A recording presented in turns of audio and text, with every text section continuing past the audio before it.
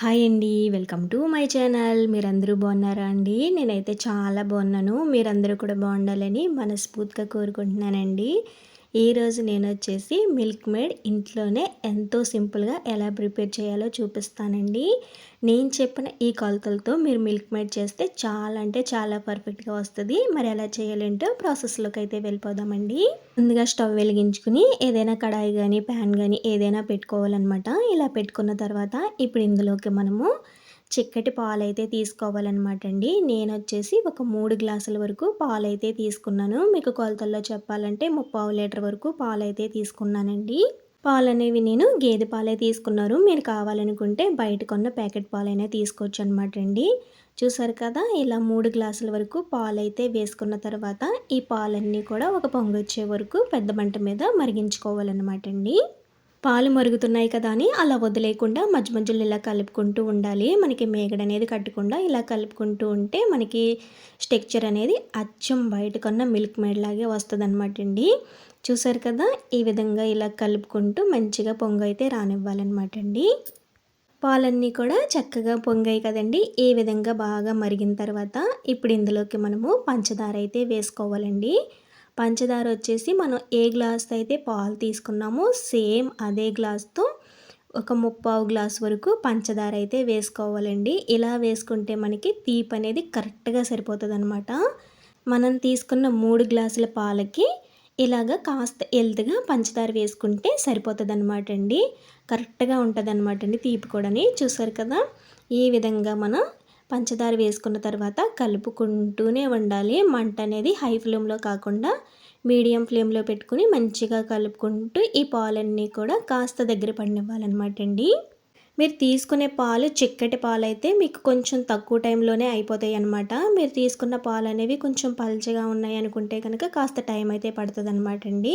అలా పల్చగా ఉన్నప్పుడు మీరు ఒక 2 టేబుల్ స్పూన్ వరకు మిల్క్ పౌడర్ కూడా వేసుకోవచ్చండి.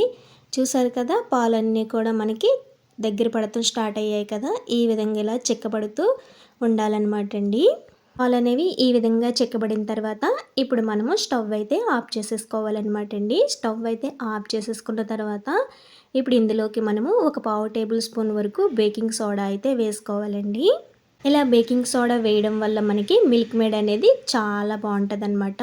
ఫ్లఫీగా ఉంటుందన్నమాట అండి. ఇలా బేకింగ్ సోడా అయితే వేసిన తర్వాత బాగా కలుపుకోవాలన్నమాట అండి. ఇలా ఒక 2 నిమిషాల పాటు చక్కగా కలుపుకుంటే మనకి బాగుంటుందన్నమాట. చూసారు కదా! ఈ విధంగా కలుపుకున్న తర్వాత మనం కంప్లీట్‌గా చల్లారనివ్వాలన్నమాట అండి. మీకు ఇందులో ఉండలు కానీ లేదంటే ఏదైనా లంప్స్ లాంటివి కానీ ఉంటే మిక్సీ పట్టుకోవచ్చు. లేదంటే స్ట్రెయిన్ చేసుకోవచ్చు అనమాట అండి. చూసారు కదా! మనకి చల్లారిన తర్వాత కండెన్స్డ్ మిల్క్ అనేది మరింత చిక్కబడతదనమాట అండి. ఇలా చిక్కబడే లోపల మీరు అలాగా ఫ్యాన్ కింద పెట్టేసి అలా వదిలేయకూడదనమాట అండి. ఇలా మధ్య మధ్యలో కలుపుకుంటూ ఉండాలి. లేదంటే మనకి పైన లేయర్ లాగా పట్టేస్తదనమాట అండి. చూసారు కదా! ఈ విధంగా మంచిగా చిక్కబడిన తర్వాత ఇప్పుడు నేనైతే స్ట్రెయిన్ చేసుకుంటున్నానండి.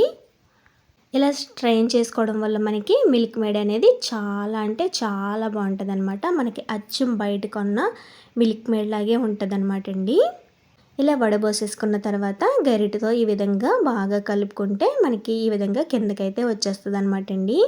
ఇలా స్ట్రెయిన్ చేసుకోవడం వల్ల మనకి గెడ్డలు అలాగే లంప్స్ ఏమీ లేకుండా చాలా సాఫ్ట్‌గా అయితే వస్తదనమాట అండి. చూసారు కదా! మిల్క్ మేడ్ అయితే రెడీ అయిపోయిందనమాట అండి. ఇలా రెడీ అయిన ఈ మిల్క్ మేడ్‌ని మనం 6 నెలల వరకు స్టోర్ చేసుకోవచ్చనమాట అండి. ఈ మిల్క్ మేడ్‌ని మనం ఫ్రిడ్జ్‌లో అయితే స్టోర్ చేసుకోవాల్సి ఉంటదనమాట అండి. ఈ మిల్క్ మేడ్‌ని మనం ఎయిర్‌టైట్ డబ్బాలో పెట్టుకొని ఫ్రిడ్జ్‌లో స్టోర్ చేసుకుంటే మనకి చాలా రోజుల పాటు ఉంటదనమాట అండి. మనం ఏదైనా డెజర్ట్ చేసుకోవాలన్నా, ఏదైనా పాయసం చేసుకోవాలన్నా, ఏదైనా రెసిపీస్ చేసుకోవాలన్నా సరే మనకి ఈ కండెన్స్డ్ మిల్క్ అనేది చాలా బాగా యూజ్ అవుతదనమాట అండి. టేస్ట్ కూడా చాలా అంటే చాలా బాగుంటది. ఈ కండెన్స్డ్ మిల్క్‌తో మనం చాలా రకాల డెజర్ట్స్ అయితే చేసుకోవచ్చనమాట అండి. కేకుల్లో కూడా యూజ్ చేసుకోవచ్చనమాట అండి.